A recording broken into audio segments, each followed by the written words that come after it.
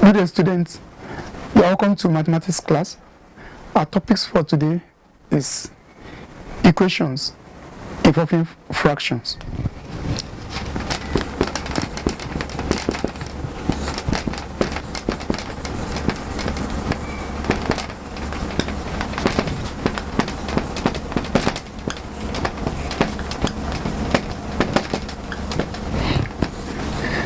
That's the topic we want to discuss today.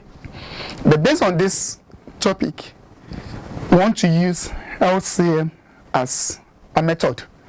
We normally deal with crossing the multiplication method, but this time I want to use LCM as a method. But let me just give us some examples.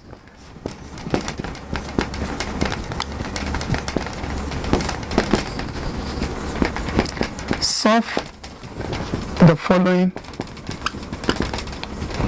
equations.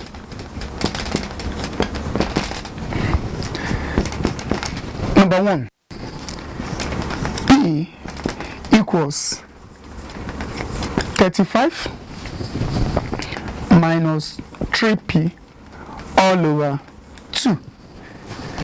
With this one, it is very easy for us to use cross multiplication. They want us to use the LCM method.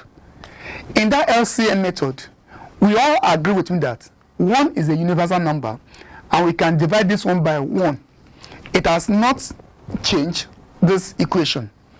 And for us to get the LCM, what we are going to use is this. This one multiplied by 2 will also give me 2. So if it's giving me 2, I cannot use the LCM by multiplying each side here with the LCM, which is equal to 2. That is, the LCM equals 2. On this note, since 1 multiplied by 2 is equal to 2, we will now use LCM equal to 2 to multiply each of this side here. You will agree with me that this one will now give me 2 into P over 1 equals 2 into 35 minus 3P, everything here all over 2.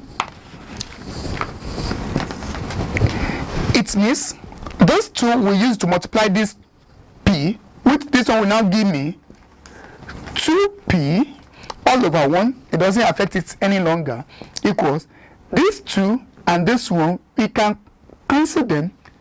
This one has gone. It means we are now having 35 minus 3P. At this juncture, we try to collect the like term. And how do we collect the like terms? We'll try as much as possible to put the unknown together. That is, we'll collect the like terms, which will now give me 2P. This one was minus 3P. By the time it crosses over equal sign, it becomes plus 3P equals 35. 2P plus 3P will give me 5P equals 35. Since we are looking for P, we will now divide the coefficient of P with both sides. You agree with me that this one will give me 5P divided by 5, which 5 is the coefficient of P, equals 35 divided by 5. You agree with me that this one will go, and on this note, 5 in 5, 1, 5 in 35 will give me 7. Therefore, P equals 7. That's our example number 1. P equals 7. And by the time you look at the equation from beginning, by the time you substitute the value of P to be equals what you have in the equation, it will definitely give us 7, which is the value of P. That is the example number 1. Let's take the other example, our example number 2.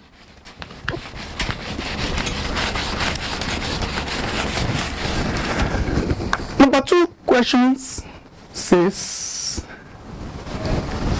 2x plus 5, everything all over 5 to be equals x minus 3 over 5 plus x over 2.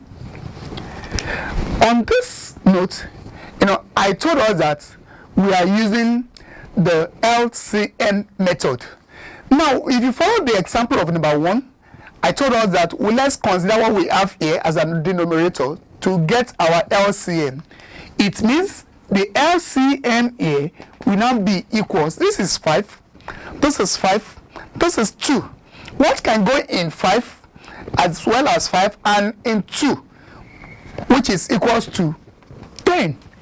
If that is the case, we multiply each of this one by the LCM. That is, I'm having 10 into 2x plus 5, everything all over 5, we close this bracket, to be equals 10 into x minus 3 all over 5 plus 10 into x over 2. 5, 1, 5 and 10 will give me 2. I'm now having 2 into bracket of 2x plus 5 to be equals 5 in 5, 1, 5 in 10, 2. 2 into x minus 3 plus 2 here 1, 2 here 5. That's 5 into x. At this juncture, we need to use this 2 to open this bracket.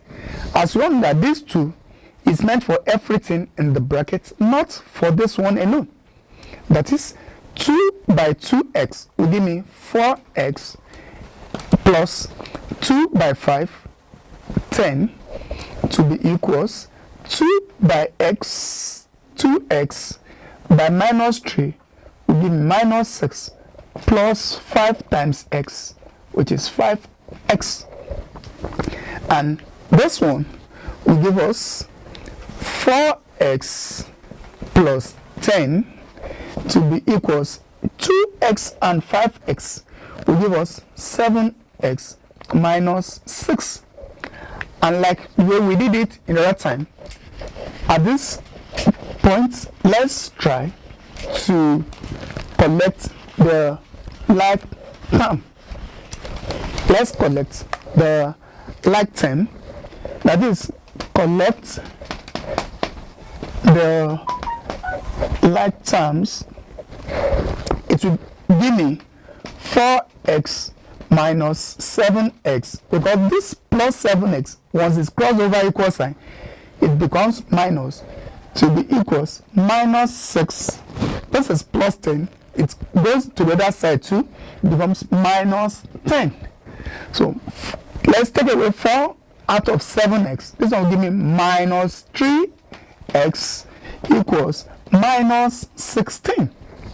And at this place, we need to divide by the coefficient of x, which is minus 3, both sides by minus 3. That is minus 3x over minus 3 to be equals minus 16 over minus 3.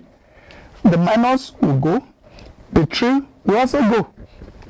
And in that wise, our answer here will give us positive value because the minus will also go. We are now left with x here to be equal to how many 3 can we find in 16? We are having 5. Remainder 1, that's 1 over 3. That's our answer, and that's all about example number 2.